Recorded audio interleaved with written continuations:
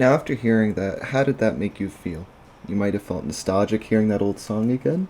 You might have remembered that you might have heard it once or twice.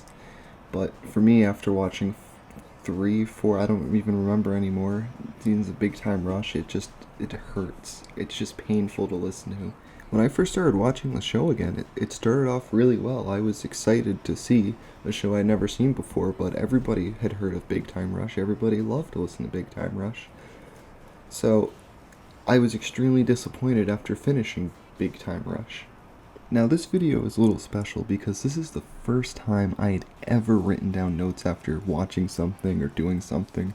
Normally I'll watch a movie trailer, or I'll already remember the movie, I can do a quick review. This was different. I watched 4 seasons of a show. You notice a pattern after a while. Firstly, all 4 of the members are identical. They only have one outlying trait that would set them apart, because if they all looked the same, you would not be able to tell them apart. And right off the bat, that's not very good if you want to have a show with strong characters that, you're supposed to tell any kind of a story. I did get headaches watching. I think I watched 12 hours in one day and I felt sick when I was done. And if you're wondering how I felt sick or why I felt sick, it's very easy to tell you. Everyone yells, just yells for no reason at all. There was a couple rare moments when they weren't being loud and I was able to think clearly. And there's entire episodes about them either writing a new song or just them playing the new song that they would make.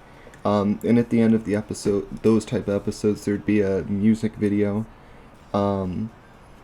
For no reason at all, Gustavo starts calling all of the members, who I'm not gonna say, you know all of them, James, Logan, Carlos, and Kendall. He calls them the dogs for the rest of the show for zero reason at all.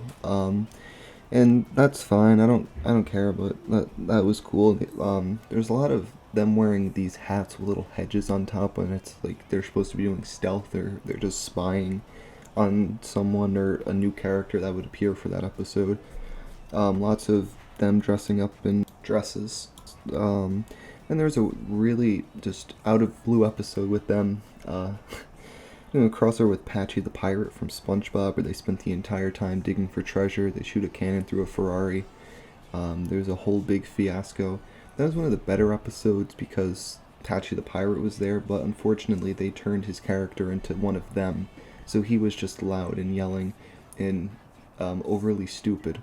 Now, all of them act overly stupid, but only when the plot demands it. Only when they don't, instead of writing a way for them to be smart, they will always, no matter what, choose the wrong option out of what to do. And the whole episode is about them fixing that mistake, even though a toddler could make the right choice if they were in their shoes. There are tons of sound effects too. If they're moving their arms, if they're crouching or doing anything, there's always a whimsical sound effect to add more to it. Also, the transitions are like a different breed of their own. For example, let me set something up for you. So say we're in their apartment, all of a sudden James comes bursting in. He'll be like, guys, my mom just died. And then, after hearing that, they will run away from any conflict. It does not matter. They will dash out of the scene. Every time. The first time it took me by surprise. It wasn't, funny or anything. It was just oh, okay, that's interesting. But after 4 seasons of that same joke, and that's just another big problem, the same repetitive jokes. I laughed once during season 2. I remember it so well because of how unexpected, that was. And I just had to keep telling myself, this wasn't made for me. This is not for my age group or demographic. And that when you apply that to it, it just makes sense. But even watching, it couldn't have been. There's no way girls would have liked this show. There's no possible way. If they sat down today, even with the rose-colored lenses of nostalgia, they wouldn't like it. No one would like watching this today. It is aged horribly. Some shows haven't. Some shows are still great to watch. But this isn't one of them. The first episode was the best. It really was. It was just downhill from there.